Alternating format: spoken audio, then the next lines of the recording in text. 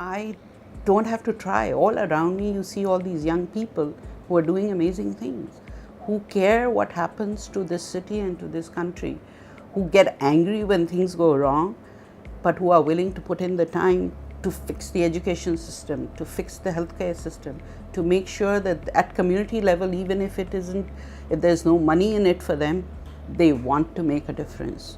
What more inspiration do I need?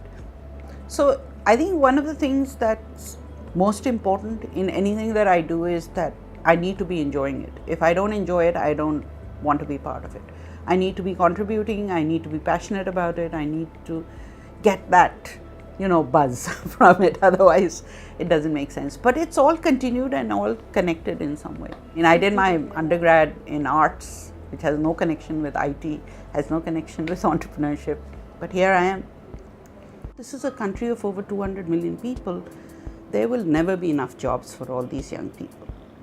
And so we need to create opportunities. They need to create jobs, and they need to create jobs not just for themselves, but for others like them. It was several like-minded people within the tech sector who got together and said, hey, we are working with startups, we're trying to encourage them, we're even trying to informally connect them to people who can give them small amounts of money so that they can experiment with ideas that they have. But, how can we take this to the next level? There weren't enough new players coming into the market, and we wondered why that was.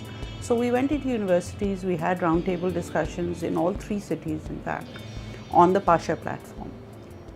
And we asked these youngsters, why aren't you starting companies? Why are you all opting for jobs? And there were several reasons.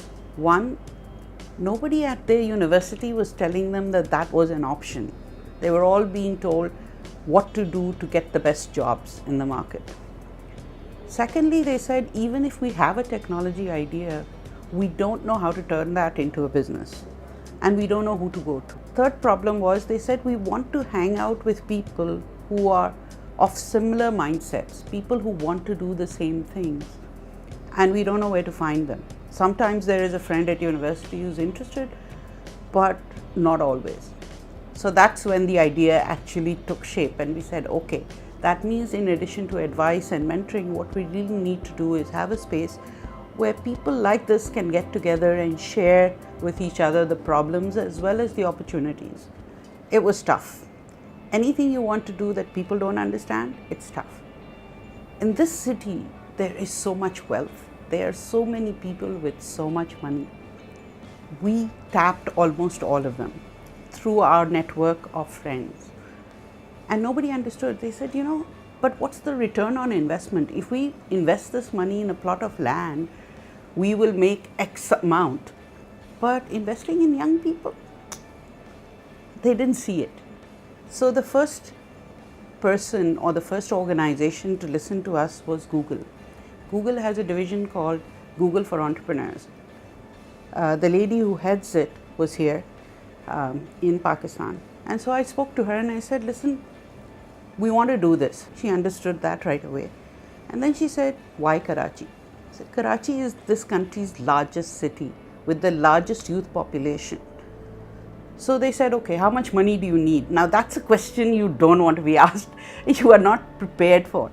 And we weren't. So we quickly sort of did some mental math and said, okay, we need, X amount of money. And she thought and she said, okay, we'll give you half that. And the only reason we're giving you half the money, Google can afford to give you all of it. But we want this to be your space, owned by you, not owned by Google, just supported by Google. That makes sense. So then, but there was a proviso. You will only get that money if you find the rest of the money. Now that was a problem. So we went looking again, went to some large organizations, went to the government, which actually had a fund which supports this kind of activity. No luck. So then we found another foreign organization, Samsung, who did not understand what we were doing. All they understood was that if Google's in it, it must be something that they should be a part of, which suited us fine. So we had the money now, and we were able to start this. And then, when you have money, people are willing to give you money. You would think it was difficult to get people involved. It wasn't. When friends and associates in the community in Karachi found out what we were doing, they volunteered. They said, how can we help? This is needed in this city. And there were all sorts of people who came and ran sessions, who worked with the entrepreneurs, helped them. It's just amazing, the kind of community help that we got. One of the most important things about the Nest is our alumni network. This is a group that has said, if they face investor issues, they say, one day when we are rich, we will set up our own fund so other startups don't have to face this. They care about each other, and if there is a problem that one of them is facing, you'll see a lot of them come on board and say, how can we help? Secondly, they are leveraging off each other, so that if one is working in a certain area, another one is working in another area where they can partner up. They've started doing that. They have also started to help within the community. So we've had some of them work with us on outreach to the interior of Sindh, so that we can spread the word regarding entrepreneurship, what the pains of entrepreneurship are, what can be achieved if you work hard and all of that. So we went to 6 cities within Sindh where the alumni went with my team so that they could contribute and give back. I think the kind of things we now need is more mentors in vertical spaces. Like if there are startups working in retail, we need more people with retail expertise. If there's somebody working in healthcare or in education, we need more mentors who are able to work directly one-on-one with these startups. So that's the kind of help we need from the community. What we need is money. Many of these startups don't get funding at the right stages of their growth, and that results in them growing much more slowly. They need to scale. Now, if we've had 137 startups go through this space in a period of 3.5 years. That's about 500 plus young people. So none of what we've taught them will go to waste, because they learned values, they learned how to work with each other, they learned what a struggle it is to become an entrepreneur. It's not easy. It's glorified, we glorify it, we're guilty of that. But we also say it's extremely hard work. Going to a job 9 to 5, after that your time is your own. But being an entrepreneur, you work 24 hours a day, 7 days a week. So we need them to receive the kind of support that they can. We're thinking of setting up an accelerator now, because some of these high potential startups need further assistance as they move forward. And we think a startup accelerator is extremely needed in this city. So that's what we are now raising funding for. And we've got some interest, but hopefully we'll be able to pin down some of these organizations and move forward. There's some local interest as well, because people have seen what can be done. We are also thinking of launching our own fund so that we can fund these startups at different stages of their growth, because we understand them, we know what it takes. So that's another thing that we're looking at right now. So I think my main mentors were my father and my mother. They played a huge role in my value system and who I am. And then it was my teachers, friends who were with me at university. Sometimes my mentors are these young people, surprising as that may sound, but especially when I'm going through some sort of struggle, they come in, they can see it on my face and they say, okay, tell us, what's the problem? And I say, no, it's all right, because, I'm here to make their day better, not worse. But they will just nag me until I tell them, okay, this is the problem. And then they will look at it from a totally different angle.